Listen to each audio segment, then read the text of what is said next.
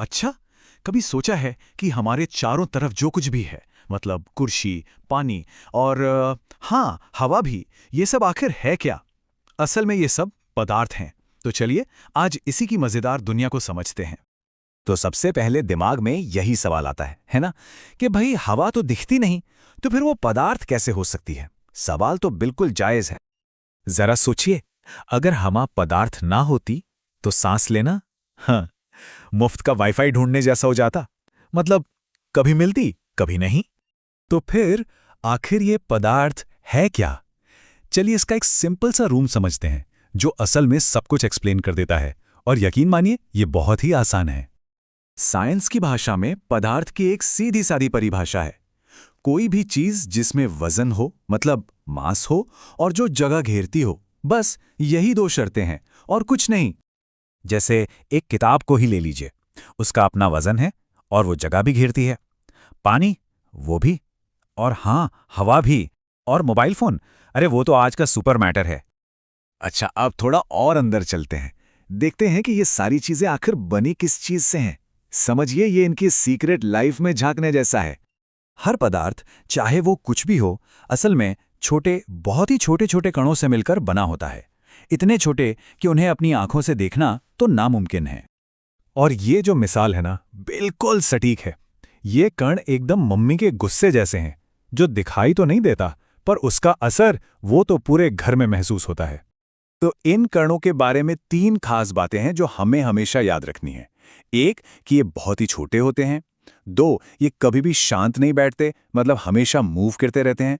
और 3, इनमें एक दूसरे को खींचने की ताकत होती है।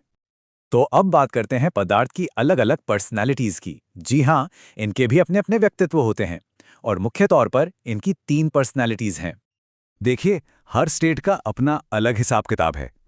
सॉलिड यानी ठोस का शेप और वॉल्यूम दोनों फिक्स्ड होते हैं। लिक्विड यानी द्रव का शेप तो बदल जाता है, पर वॉल्यूम फिक्स्ड रहता है। और गैस, वो तो पूरी तरह से आजाद है, ना शेप फिक्स्ड ना वॉल्यूम। तो सॉलिड जो होते हैं ना, वो काफी जिद्दी होते हैं। उनका आकार बदलना बहुत मुश्किल है, बिल्कुल किसी मैथ्स की किताब की तरह। और हाँ, कभी कभी वो दिमाग पर भी उतनी ही भारी पड़ती हैं। अब आते हैं लिक्विड्स पर। ये थोड़े आराम पसंद किस्म के होते हैं। इनको जिस भी बर्तन में डालो, ये उसी का शेप ले लेते हैं, कोई मेहनत नहीं। और गैस, अरे गैस तो घर के उस हाइपर एक्टिव बच्चे की तरह है, जिसे जितनी भी खुली जगह मिल जाए वो हर कोने में फैल जाएगा, एक जगह तो टिक ही नहीं सकता। पर मजे की बात यह है कि पदार्थ हमेशा एक ही रूप में नहीं रहता, ये अपनी शक्ल बदल भी सकता है।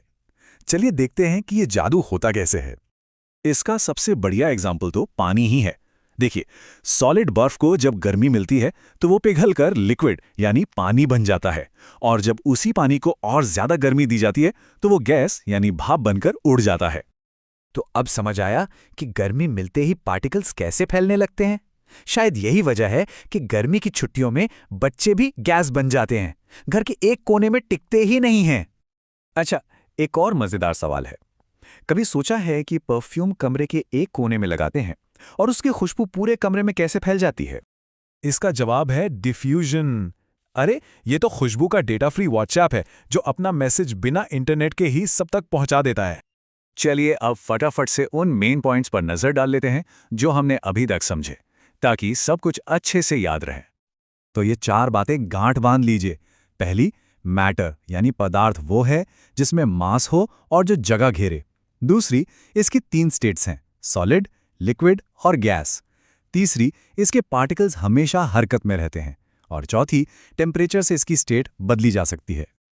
और हाँ, अगली बार अगर कोई कहे कि इट डजंट मैटर, तो उसे याद दिलाना कि साइंस में तो भाई एवरीथिंग इज अ मैटर। और अगर इस पर ध्यान नहीं दिया तो एग्जाम में नंबर जरूर कट सकते हैं।